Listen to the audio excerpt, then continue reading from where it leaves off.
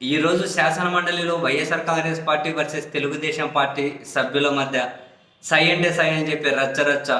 ఇటువైపు ఏమో మంత్రి నారా లోకేష్ గారు, అటువైపు ఏమో లీడర్ ఆఫ్ అపోజిషన్ మండలిలో బొత్స సత్యనారాయణ గారు అండ్ ఎమ్మెల్సీ వర్ధు కళ్యాణి గారు. సో మొత్తం మీద అయితే ఫుల్ సీరియస్ డిస్కషన్ రచ్చ జరిగింది. వర్ధు కళ్యాణి గారు అయితే ప్రభుత్వం మీద, అధికార పక్షం మీద అయితే తీవ్రంగా విరుచుకుపడ్డారు. గవర్నర్ గారి ప్రసంగం మీద కూడా, గవర్నర్ గారి ప్రసంగంలో 4 లక్షల ఉద్యోగాలు ఇచ్చేశారు అని చెప్పారు. గవర్నర్ గారితో అబద్ధాలు చెప్పించారు. ఎక్కడ ఇచ్చేశారో చూపించాలి అని చెప్పి ఆమె డిమాండ్ చేశారు. దానికి మంత్రి నారా లోకేష్ గారు అడ్డు తగిలారు, ఏదో చెప్పే ప్రయత్నం చేశారు. 4 లక్షల ఉద్యోగాలు ఇచ్చేశారు అని చెప్పారు. ఎక్కడ ఇచ్చారో చెప్పండి అని చెప్పి వర్ధు కళ్యాణి గారు, మేము ఇచ్చామని చెప్పలేదు అని లోకేష్ గారు చెప్పారు, కావాలంటే గవర్నర్ ప్రసంగాన్ని రికార్డులో చూడండి అని చెప్పి ఆమె.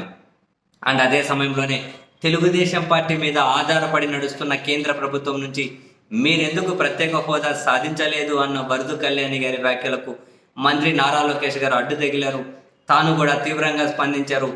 వర్ధు కళ్యాణి మేడం గారు తన స్టేట్మెంట్ విత్డ్రా చేసుకోవాలి, మేము మా మీద కేంద్రం ఆధారపడిందని చెప్పి మేము ఎక్కడ చెప్పినాం, రాష్ట్ర ప్రయోజనాల కోసం బేషరతుగా మద్దతు ఇస్తున్నాము అని చెప్పి లోకేష్ గారు. సో మేడం గారు తన స్టేట్మెంట్ వెనక్కి తీసుకోవాలి, మేము ఆధారపడింది అని చెప్పలేదు అంటూనే లోకేష్ గారు ఎదురుదాడికి దిగారు.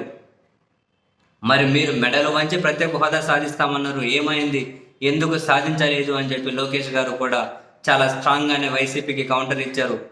అండ్ అదే సమయంలోనే leader of opposition Botsa Satyanarayana గారు, అవును ఇక్కడ ఇదే ప్రభుత్వం ఉంది, కేంద్రంలో అదే ప్రభుత్వం ఉంది, ఆధారపడడం అంటే మీరందరూ భాగస్వాములుగా ఉన్నారు కదా, మరి ఎందుకు ప్రత్యేక హోదా సాధించలేదు అన్నది మా సభ్యుల సూటి ప్రశ్న. సమాధానం చెప్పకుండా ఎదురుదాడి చేయడం ఏంటి, సమాధానం చెప్పకుండా ఈ స్టేట్మెంట్ని విత్డ్రా చేయమని చెప్పి చెప్పడం ఏంటి? అవును మీ మీద ఆధారపడింది అంటే రాష్ట్రంలో ఒకే ప్రభుత్వం, కేంద్రంలో ఒకే ప్రభుత్వం, అటువంటిప్పుడు మీరెందుకు ప్రత్యేక హోదా సాధించడం కోసం ప్రెజర్ చేయడం లేదు, మీరెందుకు ఆ దిశగా ముందుకెళ్ళడం లేదు అన్నది మా సభ్యుల ప్రశ్న అని చెప్పి బొత్స సత్యనారాయణ గారు అయితే కమెంట్ చేశారు.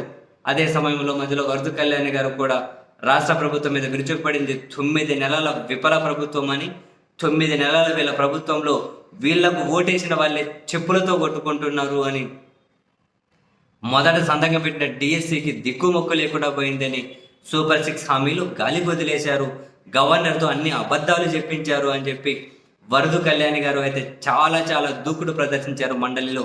పదే తన ప్రసంగానికి అయితే మంత్రి నారా లోకేష్ గారు కూడా అడ్డు తగిలారు. తన కొన్ని స్టేట్మెంట్స్ వెనక్కి తీసుకోవాలి, రికార్డ్స్ నుంచి తొలగించాలి అని చెప్పి కూడా లోకేష్ గారు డిమాండ్ చేస్తూ ఉన్నారు.